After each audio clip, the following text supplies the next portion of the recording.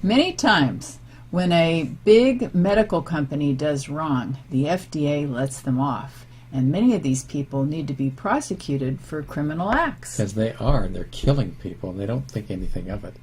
When you look back at some of the things they've done, it's unbelievable And they they get away just with get it. like a little slap on the wrist. If that. I mean, look at the Vioxx thing. Nothing happened to them except for some monetary fines. But they killed 50,000 people, and they knew they were doing that.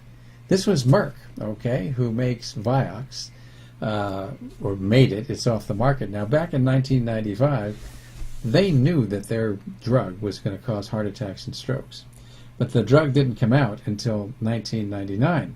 But when we subpoenaed their records from the from the Freedom of Information Act, we got those records and found out they knew all about it. Well, by the year 2004, thousands and thousands of people had died from heart attacks and strokes. And then Merck said, oh, well, we'll take it off the market, and before the FDA would say, we're going to investigate you. But they did anyway because they had to. Well, there was also another case about some bone cement. Yeah, but I want to finish I this thought we story. were in this. No, because what happened is they went ahead and they are going to be sued for $5 billion, in fact, closer to $6 billion. But they knew at that time that they were going to make an awful lot more money than that. In fact, they made closer to $20 billion. So that turned out to be a great investment. Now, when you kill 50,000 people and you knowingly are going to be killing people, I think that deserves a criminal act. And there wasn't one thing that was done that was in the criminal It was all just about, it was all just about money. But why does the FDA sit back and not do anything? Why doesn't the Attorney General for the U.S. take action? They need to be put in jail. They need to be prosecuted. Or I mean, if you kill one person, all right, you're going to be in big trouble. Even if you're tangentially related to it, you're associated with it. When you're the direct murderer, okay, of 50,000 people, that corporation should suffer from it big time. And they should probably just have put them out of business. more than that, it's the criminal prosecution that I'm talking about here. This is a serious felony. And how can you trust the other medicines that they make? You can't, because it's a business, and it's over and over again. Look at the rest of the non-steroidal anti-inflammatory drugs that are still on the market. Drugs like Celebrex, it should never be allowed on the market, because that family of drugs kills 30,000 people a year and puts 300,000 in the hospital. And nobody pays attention. That's why we keep harping on it all the time. I mean, this is collusion. The FDA should be punished as well because they're part of it. They should be going to jail for this. I mean, this is just wrong. Then you That's look, another good point. yeah, of course it is, because there's a conspiracy going on between the two of them. When the FDA makes 33% of its income from donations, basically, that are made from Big Pharma, well, they become dependent on that income. And the people whose jobs would be lost, kind of, they know they're going to lose their job if that happens. So they're more apt to go along with the big guy with the money. And then they don't suffer for it, which of course they should. Okay, so what happened with this bone cement?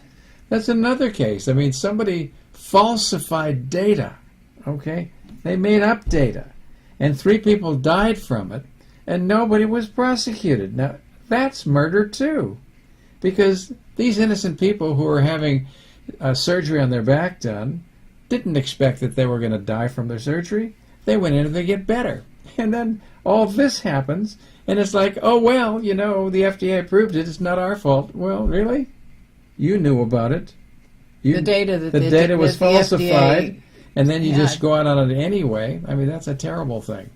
And what about doctors and nurses that don't wash their hands? Is that a felony? Should it be a felony? Do they cause lots of infections every year because of that? Are there about 100,000 deaths from hospital-acquired infections like MRSA and C. difficile?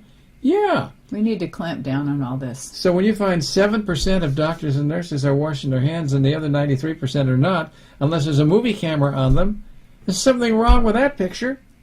I mean, that's outright dangerous.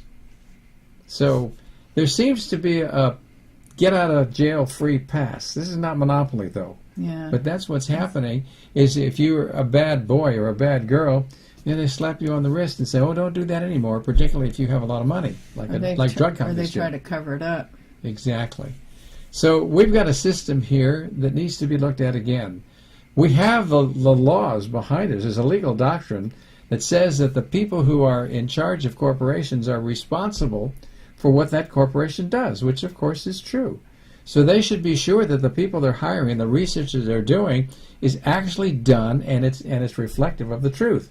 Now, if that's all done properly and it turns out that there are problems later that you couldn't anticipate, I can accept that, because medicine is a dangerous practice. Well, if it's an honest mistake, but That's when different. it's a mistake and they know that it's a mistake, When it's premeditated then and it's not a calculated. mistake. It's not a No, these mistake. are not. We know the Vioxx case wasn't. So we have to do something about standing up to these big corporations, and we don't have that kind of power as people anymore because corporate America has really taken over Congress. So we need to do something about this. It needs to be stopped now, and we should do what's right and call this an outright crime.